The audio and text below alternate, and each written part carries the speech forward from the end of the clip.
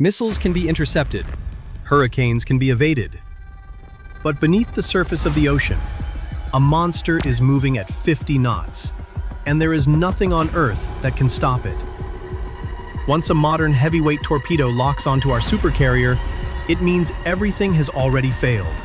The destroyers, the hunter-killer subs, the invisible steel shield surrounding us, they've all been bypassed. Instead, it slammed straight into the $6.2 billion fortress, snapping its spine like a dry branch. A dark world where survival isn't decided by luck. It is sealed by flooded bulkheads and pockets of air. We don't run from the deep, we fight it. To understand the ultimate terror of a submarine attack, you must first forget every movie you've ever seen. Everyone thinks torpedoes work like underwater bullets. They smash into the hull, detonate, and flood the ship. Yes, that was true in World War II. Today, it's a complete waste of energy. Modern heavyweight torpedoes are programmed never to hit the ship's armor.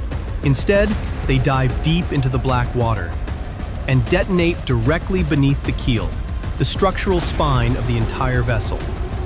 Imagine what happens below. When half a ton of high explosive rips open the dark water, the blast instantly turns seawater into superheated gas. It creates a massive, blistering gas bubble. Water cannot be compressed. It cannot absorb the shock.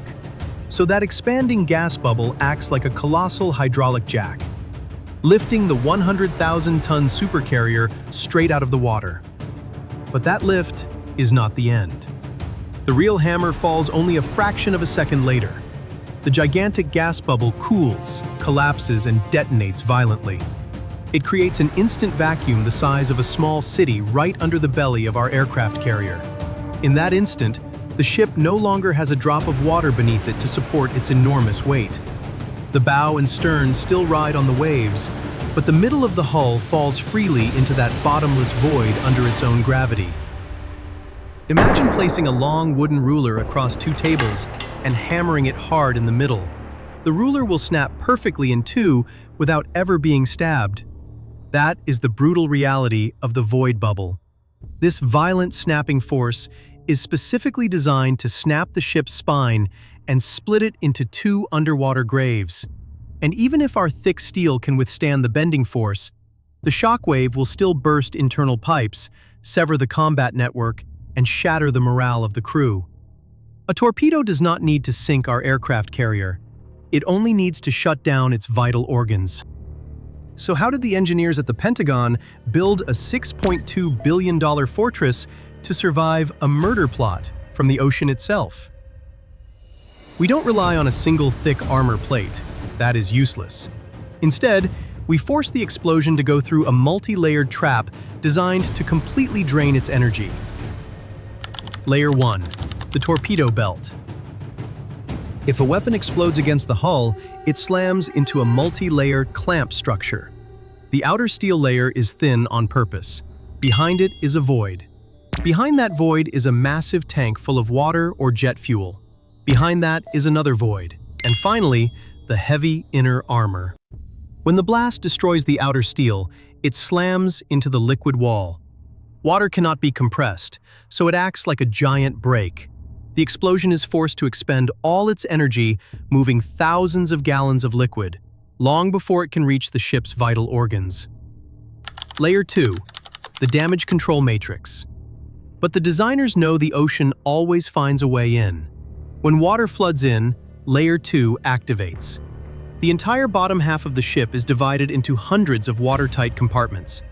The moment flooding sensors detect water, massive hydraulic steel doors slam shut. We isolate the flooded section to protect the nuclear reactors sitting right next to it. Layer 3. Counter-flooding paradox. But trapping all that water creates a new, horrifying physics problem. If the ship takes in thousands of tons of water on the starboard side, the ship will list heavily to one side. In our Navy, a tilted deck is death. Catapults cannot launch F-35s if the deck is not level. We lose our fangs. To solve this, the crew makes the single most insane decision imaginable. We deliberately flood our own ship. We open the big valves on the port side, the side that is still floating high, and pump thousands of tons of seawater into the belly of the ship. By forcing an equivalent weight to the other side, we bring the ship's center of gravity back to center. The ship sinks deeper, but the flight deck stays perfectly flat. We accept the extra weight, just so we can keep launching waves of steel into the night. Look at the 3D renderings and the high-tech presentations at our facilities. It looks easy, but it would be a completely different world if you were a human being trapped inside those steel walls. The exact moment the metal starts screaming. We need to look straight at the brutal reality of survival. Imagine a 19-year-old shipyard machinist.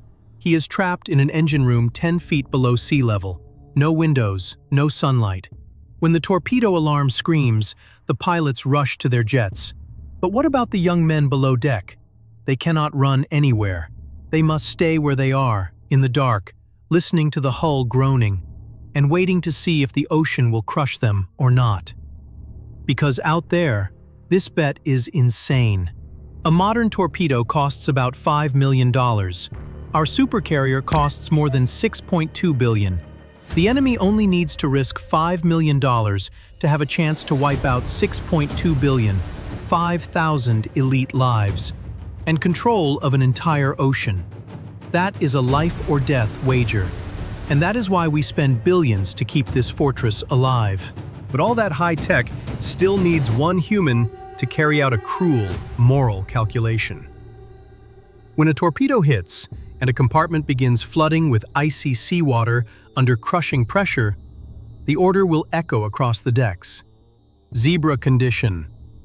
Every watertight door, every door slams shut, locks, immediately, no exceptions. But what happens if that compartment floods extremely fast, and 3 of your teammates are still inside, desperately swimming toward the exit? In a Hollywood movie, the hero would hold the door for one final second, pull his friend out, and everyone would cheer. In our Navy, damage control rules are cold, emotionless algorithms. There is no room for moral debate. The officer in charge has one mission written in blood: close the door. If you hold that door for 5 seconds to save 3 friends, 500 tons of water will rush through the gap. The next compartment floods. The ship's center of gravity flips, and the fortress, along with 4,900 other souls, will sink straight to the bottom of the Pacific. You are forced to lock your own friends inside their watery graves to save the ship. The sound of that hydraulic door slamming shut is the heaviest sound in the world. So let me ask you a strategic question. If you are a young officer standing at that door, watching water rise, watching your friends swimming toward you, do you have enough cold, psychological discipline to push that lever and seal them in? Or will you bet the entire American fleet just for one 5-second rescue? The best way to survive a torpedo running at 50 knots is never to let it get under the keel in the first place. But how do you avoid something faster than you in a dark world where you cannot hide? We no longer rely on thick armor. We use pure mathematics and clever deception. Look at the reality. Modern torpedoes do not have eyes. They hunt by listening. They are basically blind robot sharks tracking the vibration signature of 100,000 tons of spinning steel and nuclear turbines.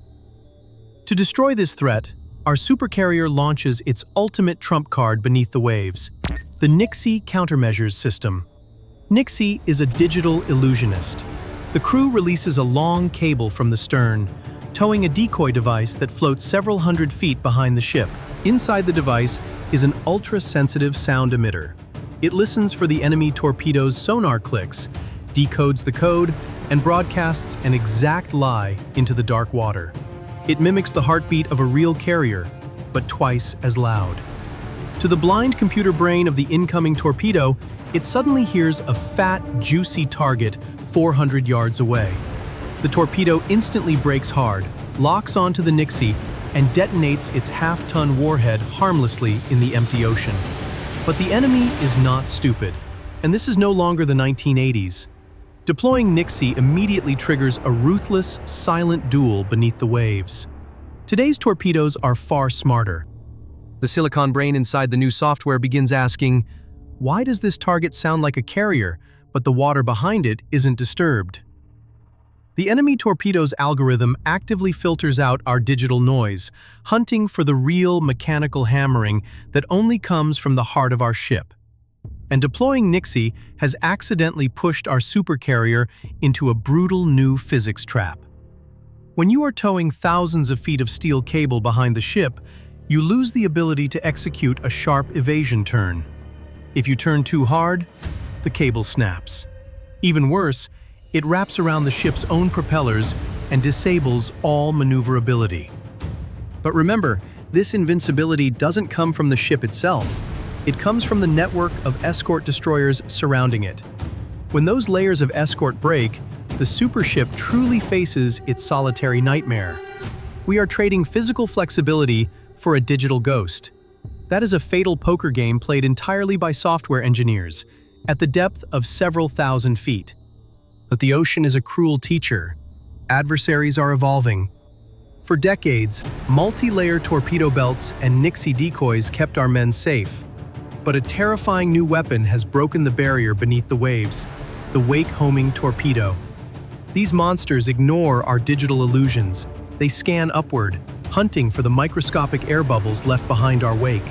You cannot jam a bubble. You cannot fool the physics of disturbed water. It is the ultimate predator. The Pentagon tried to fight back. They promised a hard-kill magic bullet called CRAW, a miniature interceptor missile. The idea was brilliant. Shoot a bullet with a bullet. They installed it on our best supercarriers.